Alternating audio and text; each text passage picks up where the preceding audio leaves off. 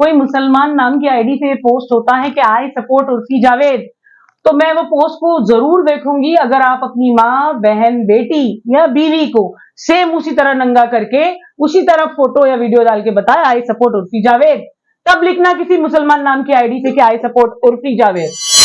नहीं, आपसे अगर ये माफी मांगी तो बात खत्म हो जाएगी। ये तो बिल्कुल नहीं ना, ये कौम की बेइज्जती है, मुजरिम ही है, कौम की मुजरिम ही है। मैं क्या चाहती हूँ, कोर्ट करे इसका फैसला। कौम से माफी मांगे ना, अगर ये, हाँ बिल्कुल ये बनता है कि वो पूरी कौम से माफी मांगे। कार्रवाई पुलिस हमारी इतने आराम से, जब तक कोई बड़े नेता की बीवी की फोटो नहीं आएगी या कोई एमएलए को किसी ने चप्पल मारा करके नहीं दिखाया या किसी मिनिस्टर के मुंह पे कालिक पोती गई वो नहीं दिखाया, जब तक साइबर क्राइम काम नहीं करेगी। कि अगर मेरे नाम के आगे, शेख के आगे कुछ और होता तो मैं अभी एक बहुत उम्दा नेता होती, सबकी चहीती वकील होती, सबकी चहीती दीदी और ताई होती।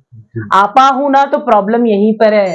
तुम्हारे फोटोज और तुम्हारे वीडियोस के नीचे मौलवी, मौलाना, मुल्लाओं को गाली जो पड़ रही है, प्रॉब्लम वहां है। मुझे दोस्तों, आमना सामना मीडिया में आपका स्वागत है। खैर मकदम। दोस्तों, आप जानते हैं कि फिल्म इंडस्ट्री से लेकर टीवी सीरियल तक और सोशल मीडिया पर जिस तरह से बेहयाई, नंगापन अपने उरूज पर है, और हम ये भी देखते हैं कि चाहे उसमें मर्द हो या खवातीन हो, सभी नंगेपन का पूरा मुजाहरा कर रहे हैं, सबूत दे रहे हैं और उस पर उंगली उठाने वाला कोई नहीं।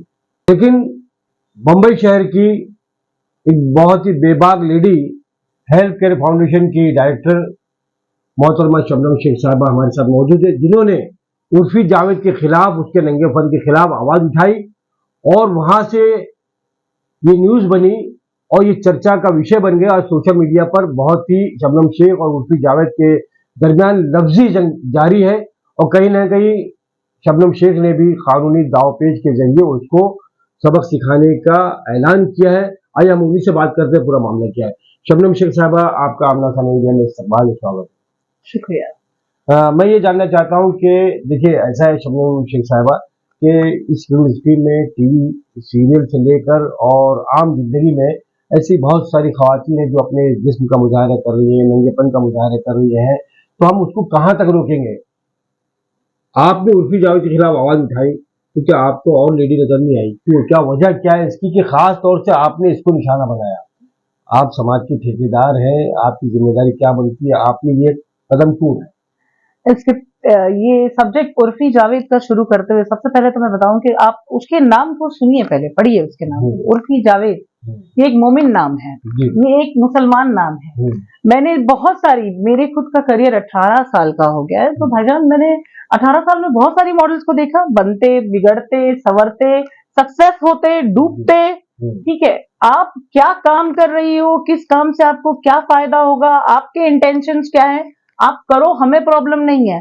मसला कहां पर है कि मैं हेल्थ केयर चलाती हूँ, मुझे अगर कोई कंप्लेंट देना चाहता है तो उसको पर्पसली मेरे पास उठ के आने की जरूरत नहीं। वो हैशटैग शबनम से कहीं पे भी मुझे टैग करेगा, वो मेरी पीआर टीम को विजिबल होगा वो hashtag. We can read that comment, we can read that complaint and we can appropriately take action in it. हम उसके अंदर, हमें लगता है कि हमारा काम है, हमें काम करना चाहिए, जहां कानूनी बात हो, सामाजिक बात हो या फिर धार्मिक बात हो, तो हम वहां पे परफॉर्म करते हैं। सेम उसी तरह उर्फी जावेद का जो ट्रोलिंग मेरे सामने आया, तो उसमें ऐसा था कि take action, take legal action. मेरे पास रिटन कंप्लेंट्स है उस लड़की के खिलाफ। इस लड़की को मैं टारगेट करने के लिए, अभी वो इतनी बड़ी नहीं हो गई है कि मैं उसे टारगेट करूं। वो कौन से जगह से आई है, कौन सी जगह को बिलोंग करती, वो कोई ठीक से जानता नहीं है, तो मैं उसे क्या टारगेट करूंगी? एक अदनी सी लड़की। मसला क्या है कि एक मुसलमान नाम रख के तुम्हारे फोटोज और तुम्हारे वीडियोस के नीचे मौलवी, मौलाना, मुल्लाओं को गाली जो पड़ रही है, प्रॉब्लम वहां है। मुझे प्रॉब्लम वहां है। तेरे बाप ने, ये जावेद असलम जिसका नाम है, इसने तुझे क्या सिखाया मुझे नहीं मालूम। हमारी कौम ने हमें बहुत तरबियत दी है, तो ये कौम के मसले से अगर हम बात करें तो मुझे बहुत एतराज है। तुम हमारे कौम से दूर हो जाओ, तुम अपना नाम बदल लो। वैसे भी उसके काफी सारे, एक सऊदी से एक खातिन ने एक वीडियो मेरे साथ शेयर किया है जिसमें उन्होंने मेरे वीडियोस और उर्फी के कुछ भद्दे शब्दों को उसमें इलाबरेट करके एक वीडियो उन्होंने शेयर किया। तो उसमें ऐसा बताया कि मैं इस्लाम को नहीं मानती, I don't belongs to Islam, मैं अल्लाह को नहीं मानती। जब तू नहीं मानती तो why you are calling the name of Allah? तुम इस्लाम को जो नाम बिलोंग करता है, हमारे कौम को बिलोंग करता है, तुम्हारा रिलीजियस चेक करो, मुस्लिम दिखाता है गूगल पे, यार चेंज कराओ, मुझे ऑब्जेक्शन नहीं होगी। और दूसरा मसला, आप एक औरत हो, आपको नंगा घूमना, मैं आपको कपड़े पहनाने वाली कोई नहीं होती, शहर मेरा है, मैं यहाँ की पैदाइश हूँ, उत्तर प्रदेश में मैं भी बिलोंग करती हूँ, हमारे बाप दादा भी वहां के, लेकिन हमारी पैदाइश यहाँ की है। मुंबई माया नगरी है, हर कोई अपने सपने पूरे करने आता है। आप आई है, कपड़े पहनो, अच्छे कपड़े पहनो, अच्छा काम करो और करके जो बनना चाहती है बनो। तुम क्या बताना चाहती हो? ये सोशल मीडिया, आप और हम आज एक्टिव सबसे ज्यादा ये सोशल मीडिया पे। ये सोशल मीडिया पे जो बच्चे फोन स्क्रॉल करते हैं तो उन्हें पता नहीं होता कि देखना क्या है। जब चीजें जो सामने आ रही है वो बच्चे देख रहे हैं, तो ये क्या मैसेज जा रहा है कि मुंबई जाओ नंगे घूमो काम मिलेगा, मुंबई नंगी हो गई है। ये दूसरा ऑब्जेक्शन मेरा, दिस इज मुंबई, ये आपको इस तरीके की अनुमति नहीं देती है। बस इसके आगे आप तो जानते ही हैं फिर क्या शुरू है। आपकी बातों से समझ यह आता है कि आप ये चाहते हैं कि माशरे में जो बुराई पनप रही है और खासतौर से मुसलमान नाम से और गैर मुस्लिम हमारे बिरादरान वतन ये सोच रहे हैं कि ये मुसलमान है, ये हिंदू देवी देवताओं की या हमारे धर्म का अपमान कर रही है, तो ऐसे लोगों पर आपने क्या अभी जो कानूनी जो आपने कदम उठाया वो क्या है? सर मैंने इसके खिलाफ वुमेन मॉडेस्टी का केस फाइल किया है सेक्शन 509 के अंतर्गत में, यानी कि इसने जिस तरीके की मुझे गालियां दी है, she called me bitch, she is calling me, जो उसको बोलना है उसने बोला है। और यहाँ पर कुछ प्रिंट आउट्स है जो उसने मुझे लिखा है, जिसमें वो मुझे कहती है कि वो मेरे भी हाथ चलते हैं, मेरे बॉडीगार्ड मेरे साथ होते हैं, ओके, वो खड़े खड़े मेरा पेशाब निकाल देगी। तो मैं चाहती हूँ कि मीडिया के माध्यम से उर्फी जावेद के कानों तक सीटी बजाओ, मुझे देखना है कि तू कैसे निकालेगी। मैं तो बिल्कुल अभी मैं जस्ट अंडे से बाहर निकली हूँ कि एक अदनी सी लड़की आएगी और आके मेरी इतनी बेइज्जती करेगी और मैं वो सुन के लूंगी। I just wanted to know कि वो कैसे करेगी। मैंने भी शहर को नहीं देश को 18 साल दिए हैं, मेहनत की है, बहुत बड़े बड़े तवंगर आए, बड़े बड़े नेता, बड़े बड़े तोप आए, बड़े बड़े सेलिब्रिटी आए, सबको ना धूल चटाई है मैंने, तो ये इनको भी जवाब मिलेगा। जैसे कि आपने अभी इंटरव्यू से पहले ऑफलाइन जैसे बताया कि आपने उससे मानहानि का दावा किया जी, तो वो किस तरह से आपने क्या करना मैं यहाँ से शुरू करती हूँ। 1 नवंबर को मैंने इस लड़की के खिलाफ कंप्लेंट फाइल की थी, which was very basic complaint for doing women modesty, औरतों का निरादर करना। 4 नवंबर के दिन हमारी सबमिशन फाइल हुई and it was 7th of November जब मैंने रिटर्न में डीसीपी को ये बताया कि इस लड़की ने जो मुझे लाइव आकर गाली दी, ये रहा मेरा एमएलसी। आप जानते हैं ना, हर एमएलसी एक एफआईआर कंटेन करती है। This is my MLC medical report, जो कि 6 नवंबर दोपहर लगभग 11 बजे के आसपास जब मैं हॉस्पिटल पहुंची हूँ, डॉक्टर ने मेरा बीपी चेक किया है, मुझे ब्लड प्रेशर की कोई शिकायत नहीं थी एंड माय बीपी वाज 210/100। उन्होंने मुझे शांतिपूर्वक बिठाया, पूछा कि पूरा मसला क्या है, बिकॉज मुझे सीजर्स की प्रॉब्लम है, अटैक आते हैं मुझे। तो जिस तरीके से इस लड़की ने 5 तारीख को लाइव आके मुझे गाली दी, मुझे अटैक आ गया, मेरी तबीयत बहुत खराब हो गई। अगले दिन तक ये सर्कमस्टेंसेस हो गए कि मुझे तो पर्सनली पुलिस स्टेशन पहुंचना पड़ा। अजीम साहब, आप ये चीज तो बिलीव करते हैं कि जब हम लोगों के लिए आवाज उठाते हैं ना, हमारी आवाज चिल्ला के उठाई जाती है, लेकिन जब हम खुद कहीं पे पीड़ित होते हैं ना, तो हमारी आवाज में वो नम्रता आ जाती है कि हम बात नहीं कर पाते। तो सीनियर पीआई को मैं कह रही हूँ कि आप भाई मुझे यहाँ पर गवर्नमेंट हॉस्पिटल लेके चलो, पुलिस वान में, पुलिस का पेट्रोल भी गवर्नमेंट का है, जो गवर्नमेंट सरकार जो चलती है वो हमारे ही पैसे से चलती है। आप वैन में बिठा के मुझे लेकर चलो, मेरा मेडिकल करा के देखो मेरी हालत क्या है। ये लड़की मुझे इनबॉक्स में इतनी गालियां दे रही है, आप मुझे बताओ मैं क्या करूं। सीनियर भी कहते हैं कि मैडम इसके लिए ऊपर से ऑर्डर लाना होगा, क्योंकि आपके पास इसका कोई एड्रेस, कोई फोन नंबर, कोई कुछ नहीं है, तो हम इसके ऊपर कार्रवाई नहीं कर सकते, ये सीधा साइबर क्राइम को जाता है। अब देखिए, इस लड़की का एड्रेस, फोन नंबर नहीं होने की वजह से अब तक पुलिस की कार्रवाई साइबर क्राइम के थ्रू उसके माध्यम से रुकी हुई है। आपने पूछा मुझसे कि क्या हुआ, कार्रवाई कहां तक पहुंची, वो कार्रवाई पुलिस हमारी इतने आराम से, जब तक कोई बड़े नेता की बीवी की फोटो नहीं आएगी, या कोई एमएलए को किसी ने चप्पल मारा करके नहीं दिखाया, या किसी मिनिस्टर के मुंह पे कालिक पोती गई वो नहीं दिखाया, जब तक साइबर क्राइम काम नहीं करेगी। आम आदमी चिल्लाते रह जाए, जब तक आम आदमी मरेगा नहीं ना, तो कानून के कान में आवाज नहीं आएगी। और ये आवाज उठा के चिल्ला के लड़ते हुए 18 साल हो गए मेरे को, तो ये लड़की मेरा क्या बिगाड़ लेगी। मैं लेके रहूंगी इंसाफ, और देता कोई कैसे नहीं वो भी देख लूंगी मैं। नहीं, आप मुंबई पुलिस पर सवालिया निशान खड़े कर रही हैं। ये मुंबई पुलिस ही है कि बीच में एक वेबसाइट पर जो बड़ी खवातीन है मुस्लिम नाम से, जिनके बड़े नाम है, उनके खिलाफ वहां पर एक वेबसाइट जारी हुई थी जिनके रेड कार्ड्स निकले गए थे। हाँ, पुलिस उनको ढूंढ निकालती है। तो ये कौन सा मुश्किल है? ये देखिए ना कैसा है ना सर कि वो उसमें एक नहीं बहुत सारी लेडीज थी जिनको बदनाम किया जा रहा था, डिफेम किया जा रहा था, उनके रेट कार्ड बनाए गए थे कि किसको कितने में आप हायर कर सकते हो। तो उतने एलिगेशंस खड़े हुए, उतने तरफ से प्रेशर पड़े, उतने अधिकारियों के कानों में जू रहेंगी। तो पुलिस तो सक्षम है ना, पावर है उनके उसमें, पावर है, इस्तेमाल करे तो ना वो पता लगा सकते हैं कि इस मुल्क के यार पुलिस। अगर अभी आप देखिए, आप और मैं, हमारे इस इंटरव्यू में हमने इतनी सी चूकी की, मेरा घर बांद्रा हिल रोड, बांद्रा पुलिस स्टेशन के 500 स्क्वायर फीट के मीटर पे ये आ जाएंगे बराबर, ये आ जाएंगे बराबर। लेकिन अभी आपको जो मैं बातें बता रही हूँ, ये स्क्रीनशॉट, ये हमारे जोनल डीसीपी, सीनियर पीआई दोनों को मैंने पर्सनली व्हाट्सएप किए हैं। दोनों के ब्लू टेक सीन है। मैं आपको कोर्ट का प्रोविजन बताऊं, आपके व्हाट्सएप का ब्लू टेक डबल क्लिक होता है ना, तो वो कोर्ट का नोटिस भी रिसीव होता है। आप समझ रहे हैं, वो कोर्ट का नोटिस भी रिसीव होता है। आप शायद जो जानते होंगे उनके लिए बेहतर, जो नहीं जानते होंगे, कानून पढ़ा है मैंने और अभी भी पढ़ रही हूं, और बहुत अच्छे पैमाने पे लोगों को जवाब देती हूँ। जितने केसेस मुंबई पुलिस ने मेरे खिलाफ 2019 के मेंबर ऑफ पार्लियामेंट के इलेक्शन में बनाए, मेंबर ऑफ असेंबली के इलेक्शन में बनाए, ये दोनों टाइम के इलेक्शन की जितनी भी इन लोगों ने खिचड़ी पकाई है, ये सारा रायता उतर के ऊपर आ रहा है। चार्जशीट में क्या डाला है तुमने? क्या है तुम्हारे पास?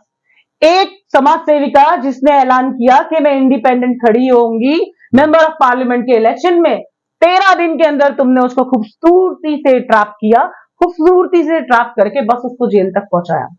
क्या कर लिया? कोर्ट से तो बेल मिल गई, क्योंकि तुम्हारे पास ऐसा कुछ नहीं था, तुम्हारे पास सच्चाई नहीं थी कि तुम कुछ कर पाते। तुम्हें सिर्फ कॉन्ट्रैक्ट मिला था मुंबई पुलिस को कि आचार संहिता तक शबनम शेख को अंदर रखना है, वो नॉमिनेशन ना फिल करे। ये था मुंबई पुलिस का काम। कॉन्ट्रैक्ट दो तो मुंबई पुलिस बराबर काम करेगी। शबनम शेख साहब, आपने मामले के जो है ना रुख को मोड़ दिया है। क्या करूं, मुंबई पुलिस की बात आती है ना तो दिल को है ना एक ऐसा लगता है। बात जब सियासत की आ रही है, मेरा आपसे ये सवाल है, हाँ, कि आपको ऐसा नहीं लगता है कि इस मुल्क में जो नफरत के बीज बोए जा रहे हैं, हिंदू मुसलमान, कब्रिस्तान, शमशान, हर तरह से जहर बोला जा रहा है, जहर भरा जा रहा है, तो ऐसी औरतों को भी और ऐसे मर्दों को भी जो मुसलमान नाम से, सलमान रुश्दी की मिसाल हमारे सामने है, ठीक है, और ये उर्फी जावेद, ऐसे न जाने बहुत सारे लोग, कुछ ताकत है, ऐसा नहीं लगती कि आपको जो इनको खड़ा किया जा रहा है बाकायदा कि आप इस तरह की हरकतें करो मुसलमान नाम से, उसके बाद में हिंदू आपको गाली दे, मुसलमानों को गाली दे, आपके उलमाए कराम को गाली दे, उसके बाद में आपके कौम के जिम्मेदारों को गाली दे, और आप जैसी शख्सियात जो काम कर रही हैं औरतों के, खासतौर से महिलाओं के इश्यूज पर, उनको गाली दी जाए, ये आपको साजिश नजर में आती है? जी सर, आपकी बात से मैं बिल्कुल सहमत हूँ। बिकॉज जैसे ही हमने पहला प्रेस कॉन्फ्रेंस किया तो मुझे खुद मीडिया के कर्मचारियों ने बताया कि जर्नलिस्ट ने कि यहाँ पर ये लड़की जो है इसे कॉन्ट्रैक्ट दिया जाता है किसी के भी बारे में बुरा बोलने का। अब ये जो लड़की जिसने मुझे गालियां दी है आखिर, या आप ये हिम्मत बताइए, आप मुझे इंस्टाग्राम या मेरे व्हाट्सएप पे पर्सनली ऐसी गालियां लिखेंगे? बिल्कुल आप लिखेंगे या मैं आपको लिखूंगी? उस पर केस दर्ज हो सकता है। बिल्कुल, एक स्ट्रेट एफआईआर बनता है। डीसीपी कहता है मैं कुछ नहीं कर सकता हूँ, सीनियर कहता है मैं कुछ नहीं कर सकता हूँ, तो तुम काम क्या करने बैठे हो?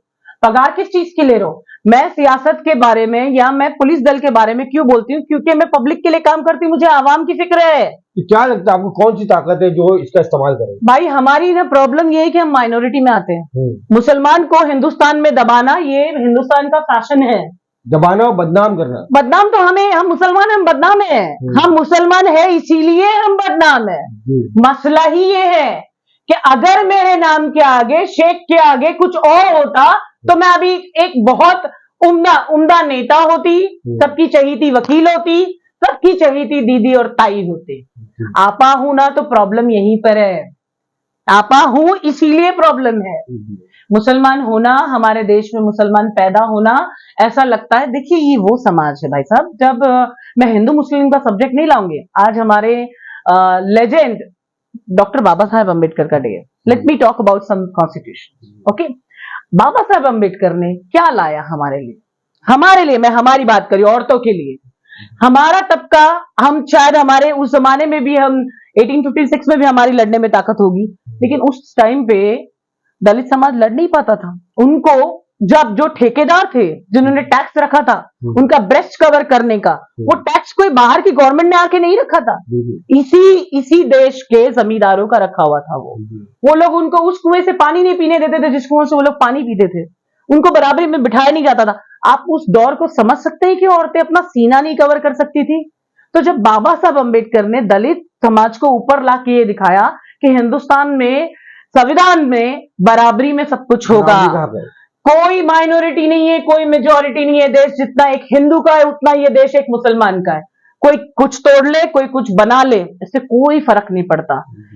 प्रधानमंत्री का जितना हक है इस देश में उतना ही हक मेरा भी है। अब ये बोल के लेना पड़े या लड़ के लेना पड़े, मैं दोनों चीजों के लिए तैयार हूं। अब सवाल ये है कि इस पूरे मामले में आप जैसे बता रहे कि बहुत से फोन आए, बहुत से मैसेज आए, तो फोन किस तरह के थे? आपको धमकी भरे थे कि आपको रिक्वेस्ट थे कि भाई इसको माफ कर दी जाए? तो ये जो उसकी हिमायत करने वाले लोग हैं, ये आखिर उनसे हमदर्दी क्यों है? वो नंगा नाच रही है, उसकी हम उसके साथ में हमदर्दी कर रहे हो, ये वो कौन लोग हैं? साहब ऐसा है ना कि हम हर किसी से एक चीज की एक्सपेक्टेशन नहीं कर सकते हैं। मोची जो है वो चप्पल ही सिलेगा। वाह क्या बात। हाँ, जो फ्रूट बेचने वाला वो फल ही बेचेगा, दूध बेचने वाला बिल्कुल भी शराब की दुकान में नहीं जाएगा, समझ रहे हैं? तो उस लड़की के फेवर में जिसका कॉल आया है वो भी वैसे ही ठेकेदार है कि हमारे बहुत एहसान है उस लड़की पे। अच्छा। कमर्शियल लड़की है तो हमारा मुंह देख ले बहन। उस लड़की के एहसान है इनके ऊपर? नहीं, इनके एहसान है उस लड़की के ऊपर। ओहो क्या बात है, यानी आपने उसको बनाया है? हम मैंने नहीं, उन्होंने, जिन्होंने कॉल किया, जिन्होंने कॉल किया। मैं कह रहा हूँ कि आपके एहसान है उस पर, और आपका एहसान ये कि उसने आपने उसको बाजार में नंगा कर दिया। और वो खुला कह रहे हैं ना वो कमर्शियल है। कमर्शियल वर्ड अगर कोई मेरे आगे लगाएगा मैं मुंह तोड़ दूंगी, है ना? हमारे लिए इज्जत बहुत बड़ी चीज है। जब उस लड़की को प्रोफेशनली कमर्शियल कहा जा रहा है तो इस बात को हमें भी कमर्शियल एक्सेप्ट करना चाहिए कि वो लड़की कमर्शियल है, ठीक है? तो वैसे लोगों के कॉल आए तो क्या फर्क पड़ता है? कोई इज्जतदार, मुझे एक बात बताएं, कोई अगर लिखता है कोई मुसलमान नाम की आईडी से, मैं स्पष्ट कर रही हूँ सुनिए, कोई मुसलमान नाम की आईडी से पोस्ट होता है कि आई सपोर्ट उर्फी जावेद, तो मैं वो पोस्ट को जरूर देखूंगी। अगर आप अपनी माँ, बहन, बेटी या बीवी को सेम उसी तरह नंगा करके उसी तरह फोटो या वीडियो डाल के बताए आई सपोर्ट उर्फी जावेद, तब लिखना किसी मुसलमान नाम की आईडी से कि आई सपोर्ट उर्फी जावेद। ये सब हमारे कौम के दुश्मन है जो हमारे नाम का, चाहे वो सोशल मीडिया आईडीज बना के करें या वो फेक आइडेंटिफिकेशन बता के करें, ये सिर्फ बदनाम करने के लिए किया जाता है। वो गालियां, वो अपशब्द जो मेरी कौम के लिए दिए जाते हैं वो मुझे बर्दाश्त नहीं है। दोस्तों एक बहुत बड़ा सवाल खड़ा किया यहाँ पर शबनम शेख साहिबा ने कि वो लोग जो उर्फी जावेद जैसी बेहया लड़कियों के साथ में उनको सपोर्ट करते हैं, उनके सामने सवाल खड़ा किया कि अगर आपकी बहन, बहू, बेटियां इस तरह से नंगा होती है तो क्या आप उनको सपोर्ट करेंगे क्या? ये सबसे बड़ा सवाल है। शबनम शेख साहिबा आखिर में एक आखिरी बात, क्या आपका मैसेज क्या होगा सबके लिए जो इस तरह आपको जो सपोर्ट करने वाले लोग हैं या जो खामोश बैठे हुए लोग हैं, हाँ। जो ऐसी लड़कियों के खिलाफ आवाज भी उठा रहे हैं, उनके लिए आपको क्या पैगाम है? आखिरी सवाल। हमेशा ऐसा नहीं होता है कि हम जैसे हो दुनिया वैसी हो। अब मुझे पता था कि मैं यहाँ बरसात का मौसम में मैं कीचड़ से गुजर रही हूँ और मैंने यहाँ कीचड़ में पत्थर मारा तो कीचड़ उड़ना है, ये जानते बावजूद मैंने कीचड़ में पत्थर मारा, तो ये मेरी ताकत थी। अब कोई जान के भी कुछ नहीं बोलना चाहते क्योंकि ये सोचते हैं कि कौन लड़ेगा, कौन बदनामी उठाएगा। मुझे मेरी किसी एक दोस्त ने मैसेज किया था, जैसे मैंने उर्फी का केस फाइल किया उसने मुझे मैसेज किया, यू आर डूइंग रॉन्ग, वो लड़की बहुत बुरी है और बहुत तकलीफ पहुंचने वाली है। और वो मेरी फ्रेंड के अभी भी कमेंट्स मेरे लाइव वीडियोस पे पड़े हैं कि मैंने कहा था इस लड़की के मुंह मत लगो, शी इज वेरी मच बदतमीज। और मैंने मेरा काम किया भाई, मुझे लगा कि औरतों की बेइज्जती हो रही है, कौम की बदनामी हो रही है, देश का नाम खराब हो रहा है, शहर बदनाम हो रहा है कि मुंबई इतनी नंगी है कि लड़कियों को नंगा घुमाओ और काम मिलेगा। तो मैंने मेरा काम किया, लड़की ने मेरे साथ गलत किया। मेरा निवेदन अब सीधा कानून से है, कानून के ठेकेदारों से नहीं है। No officer can do this. मुझे सिर्फ और सिर्फ संविधान पे भरोसा है। ऑफिसर तो आज है, कल नहीं होंगे, सिटीजन यही रहेंगे, पुलिस स्टेशन यही रहेगा। नहीं, आप कह रहे हैं आपको अदालत पे भरोसा है? बिल्कुल है। अदालत आखिरी फैसला अदालत है। उसने माफी मांगने की बात रखवाई है, मुझे कॉल्स आए हैं कि वो माफी मांगना चाहती है। मैं माफी धर्म के खिलाफ नहीं हूँ, मैं माफी धर्म को एक्सेप्ट करती हूँ। आई बिलीव इन क्षमा। तो बेसिकली जो भी कहना वो कोर्ट में कहे, मैं उससे पर्सनली कोई मुलाकात नहीं करती। नहीं, आपसे अगर ये माफी मांगी तो बात खत्म हो जाएगी। ये तो बिल्कुल नहीं ना, ये कौम की बेइज्जती है, मुजरिम ही है, कौम की मुजरिम ही है। मैं क्या चाहती हूँ, कोर्ट करे इसका फैसला। कौम से माफी मांगी नहीं, अगर ये, हाँ बिल्कुल ये बनता है कि वो पूरी कौम से माफी मांगे। उसने जिस तरीके से कहा कि मैं इस्लाम को बिलोंग नहीं करती, मैं अल्लाह को नहीं मानती, वो कुरान का वास्ता दे के बात करी। कुरान में क्या लिखा है पढ़ो बोल रही है वो बोल रही, मैं आपको वीडियो शेयर करती हूँ। मैंने बताया आपको, मक्का से एक खातिन ने मुझे शेयर किया वो कि वो कह रही कि कुरान में क्या लिखा है। तू बावजूद, क्या कहूं, मेरे शब्द खराब हो जाएंगे, तू अल्लाह का या कुरान का नाम ले भी कैसे सकती है? और वो वास्ता दे रही है कुरान का कि कुरान में लिखा है कि औरतों को तुम ऐसा देख नहीं सकते हो। अरे तुम नंगी घूम रही हो और तुम दुनिया को कह रही हो। खैर, चलिए, बहुत बहुत शुक्रिया, बहुत बहुत शुक्रिया आपने कीमती वक्त दिया अपना आमना सामने मीडिया से बात करने के लिए। जय नसीब। शाहीन पटेल के साथ आपका दूसरा अजीब। जय हिंद, जय महाराष्ट्र, अल्लाह। अल्लाह।